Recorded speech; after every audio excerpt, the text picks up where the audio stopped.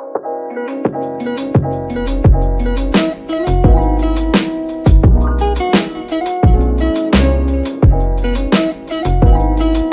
Guys, welcome to my channel. मैं आपके लिए आज मैथ्स का परसेंटेज टॉपिक लेके आई हूँ। इसमें मैं आपको एकदम बेसिक चीजें बताऊंगी परसेंटेज से रिलेटेड, जो कि आपको वर्बली कैलकुलेशन करने में एग्जाम में बहुत हेल्पफुल होगी। तो परसेंटेज होता क्या है? परसेंटेज होता है, परसेंटेज एक सिंपल होता है। परसेंटेज को हम ऐसे, हमने पढ़ा हुआ है कि इसको हम परसेंटेज बोलते हैं। अब किसी भी डिजिट के आगे अगर परसेंटेज लगा है तो हम उसके अपॉन में 100 कर देंगे तो वो हमारा परसेंटेज हट के नॉर्मल वैल्यू बन जाएगा, मतलब उसका उतना प्रतिशत हमने निकाल लिया। तो ये बेसिकली परसेंटेज की डेफिनेशन होती है। अब हमें क्या करना है, हमें हर एक चीज का ट्रिक तो सीखनी है जो सीखनी है, बट उसके साथ साथ हमें क्या करना है कि उसका कॉन्सेप्ट भी क्लियर करते हुए चलना है, क्योंकि एग्जाम में क्वेश्चन किस तरीके से आ जाए हमें भी नहीं पता। बट हमें क्या करना है, हर चीज को कवर करना हमारा काम है। एग्जामिनर हम नहीं है तो हमें नहीं पता क्या चीज कैसे आ जाए, बट अगर हम वर्बली चीजों को ऐसे कैलकुलेशन करते चले जाएंगे तो हमें स्कोर करने से मैथ्स में कोई नहीं रोक सकता। तो आइए देखते हैं परसेंटेज में बेसिक चीजें हमें क्या ध्यान रखनी होती है। जैसे प्रतिशत होता है, परसेंटेज प्रतिशत। अब किसी भी चीज का 10% कितना होगा? 10%। अब मैंने आपको बताया इस डिजिट को हटाओगे तो आप क्या लगा दोगे अपॉन में 100। तो अब ये क्या हो जाएगा? 1/10। ये 0 से 0 कट गई। अब आपको ये वहां पे, अगर आप मान लो आपसे ये पूछ लिया 25,000 का 10% कितना होता है, तो अब आपको 25,000 मल्टीप्लाई 10 डिवाइड बाय 100 ये नहीं लिखना, आपको सीधा 25,000 का 10%, ये लो 25,000 को 10 से डिवाइड किया 2500 हो गया। तो ऐसे आपको चीजें वर्बली कैलकुलेट करनी है। उसी तरीके से अब हम देखें तो 20% कितना होता है? किसी भी डिजिट का 20%, 20/100 कितना हो जाएगा? 1/5 हो जाएगा। अब 25,000 का अगर हमसे कोई 20% पूछे तो वो कितना हो जाएगा? 25,000 का 20%, 25,000 में 5 का डिवाइड कर देंगे 5,000, तो 25,000 का जो 20% है वो 5,000 हो जाएगा। तो इसी तरीके से ये सारी चीजें हैं।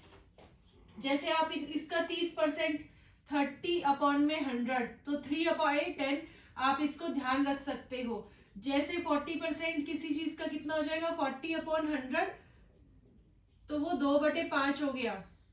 50% किसी चीज का कितना हो जाएगा? 50% आपको डायरेक्ट उसका हाफ कर देना है। इसी तरीके से किसी भी वैल्यू का 60% क्या हो जाएगा? 60/100, 3/5। तो आपको ये चीजें ध्यान रखनी है ताकि आपकी कैलकुलेशन इजी हो जाए। अब किसी भी वैल्यू का 70% कितना हो जाएगा? 70/100, 7/10। 80% क्या हो जाएगा? 80/100, 4/5। 90% किसी चीज का कितना हो जाएगा? 90/100, 9/10। और 100% कोई भी वैल्यू अपने आप में पूर्ण होती है तो वो कितना हो जाएगा? 1 हो जाएगा। कोई भी वैल्यू अपने आप में 100% होती है, हमें ये चीज ध्यान रखनी है।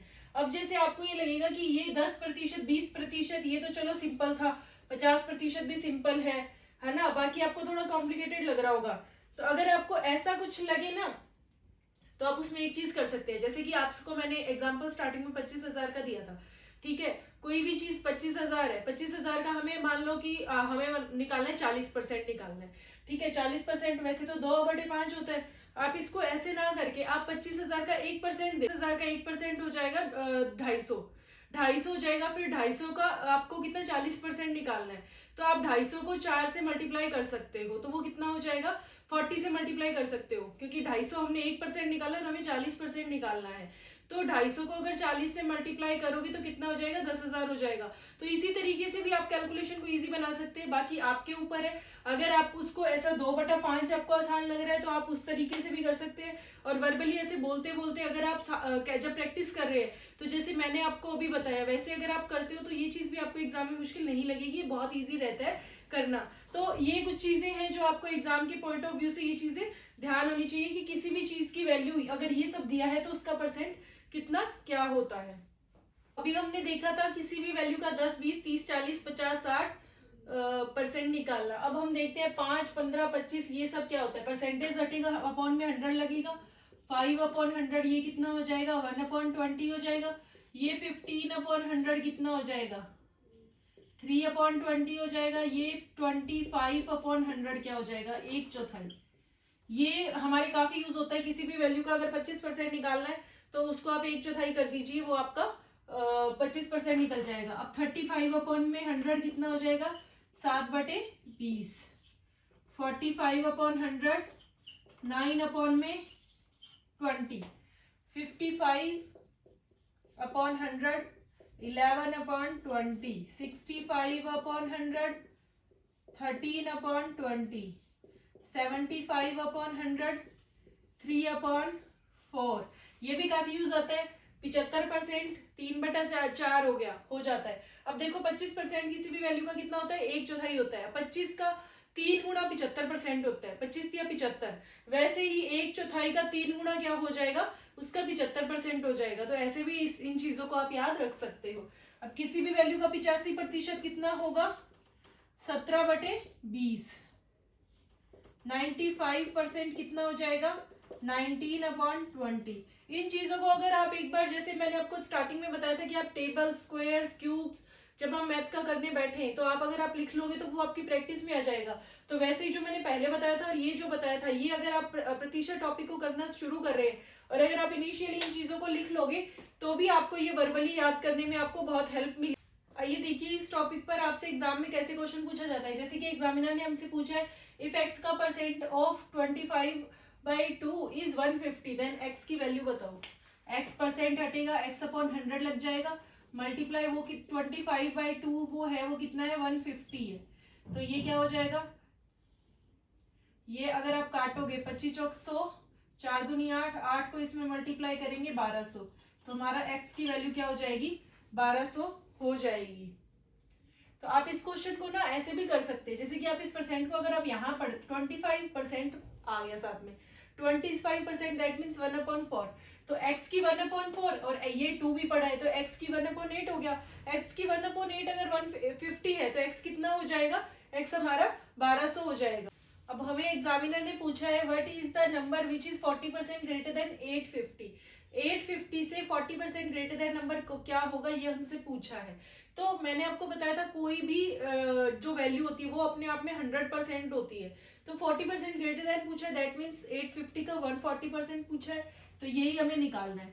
तो 850 मल्टीप्लाई 140 डिवाइड बाई 100, क्योंकि परसेंट हमें हटाना है तो ये 0 0 0 0 से कट जाएगी। अब यहाँ पे 5 का मल्टीप्लीकेशन वाला रूल लगता है, इसको करेंगे 17, ये जाएगा 7 पे और एक लग जाएगा 0 और 17 7 जा 119, तो ये हमारा इस क्वेश्चन का आंसर हो जाएगा।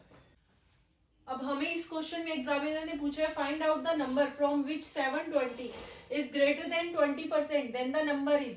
अब इसमें हमें बोला है कि किसी भी वैल्यू का 20% ग्रेटर देन करने पर 720 आता है। 20% तो हमें दिखाने के लिए बोला है, बट है एक्चुअल में क्या ये किसी भी वैल्यू का 120%। तो हम मान लो कि कोई भी वैल्यू है 120 अपॉन में 100 इज इक्वल टू कितना हो जाएगा, 720 है, सॉरी 720 है। x मान लेते हैं उस वैल्यू को, तो वैल्यू कितनी हो जाएगी, परसेंट हट के अपॉन में 100 लग जाएगा,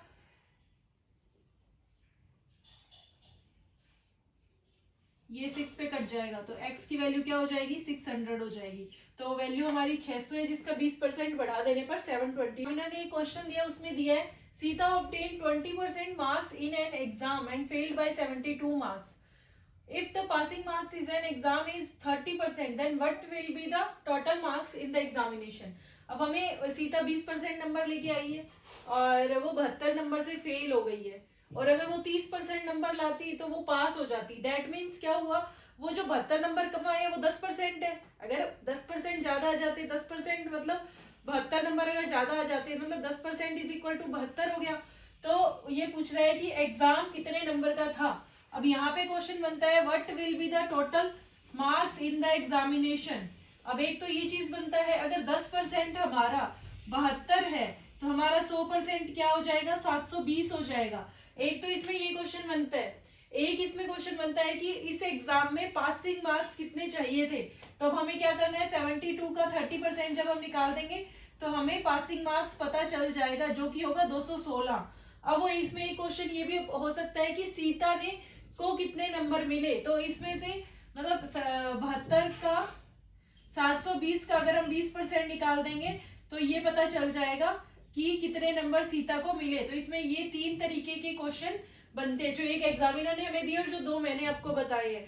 तो ये जो क्वेश्चंस मैं आपको करा रही हूँ वो क्वेश्चन ऐसे हैं जो आपके वर्बली होने चाहिए। इसके लिए आपको कॉपी पेन की जरूरत नहीं पड़नी चाहिए। तो इसके लिए हमें क्या चाहिए, हमें speed plus accuracy plus concept clearance. अगर कॉन्सेप्ट क्लियर नहीं होगा तो आप एग्जाम में वर्बली कैलकुलेशन नहीं कर पाओगे। इसीलिए जो चीजें मैं जिस तरीके से बता रही हूँ प्लीज आप उसको जब पढ़ने बैठो तो आप उसी तरीके से उन चीजों को पढ़ो।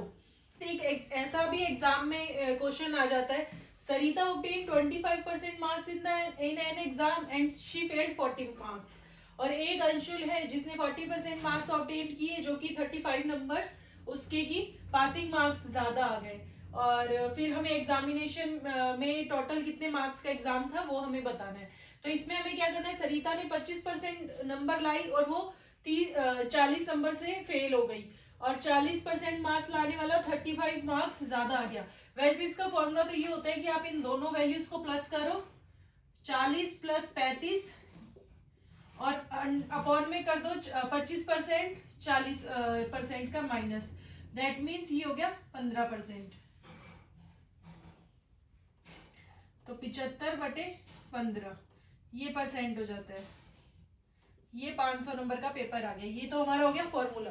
बट चूंकि मैं आपको सब क्वेश्चंस वर्बली करना बता रही हूँ तो इसके अंदर हम इस क्वेश्चन को कैसे पढ़ेंगे, अगर कोई 25% नंबर लाता है वो 40 नंबर से फेल हो जाता है और 40% लाने वाला 35 से पास हो जाता है। तो इन दोनों के नंबर का डिफरेंस कितना हो गया, 40 से फेल होने वाला प्लस 35 से, मतलब इनका जो परसेंट का जो डिफरेंस है, कोई भी वैल्यू अपने आप में 100% होती है। हमने मान लिया 100 नंबर का पेपर था, उसमें से जो 40 नंबर लेके आया और जो 25 नंबर लेके आया, तो उन दोनों का जो फर्क है ना वो कितना हो जाएगा, ये 15। और ये कितने नंबर में इनका फर्क कितना हो गया, नंबर में इनका फर्क 75 हो गया। 75 क्यों हुआ, क्योंकि ये तो माइनस में 40 लेके आई है और वो प्लस में 35 लेके आया है। तो इन दोनों का जब डिफरेंस होगा ना, यहाँ पे हमने परसेंट का डिफरेंस किया 40 और 25%, तो वो 15 हो गया। और यहाँ हमने अगर नंबर का डिफरेंस किया तो 35 और 40, क्योंकि ये माइनस में इसीलिए प्लस हो जाएगा, तो ये 75 हो गया।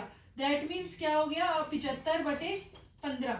अब ये 15% था इसलिए इसको हटा के 100 लग जाएगा और ये वैल्यू हमारी क्या आ जाएगी, 500 आ जाएगी। दैट मीन्स वो क्वेश्चन टोटल 500 नंबर का पेपर था। तो आप इसको वर्बली ऐसे भी कैलकुलेशन इसकी कर सकते हैं कि परसेंटेज में हमारा डिफरेंस है 15 और मार्क्स में हमारा डिफरेंस है 75।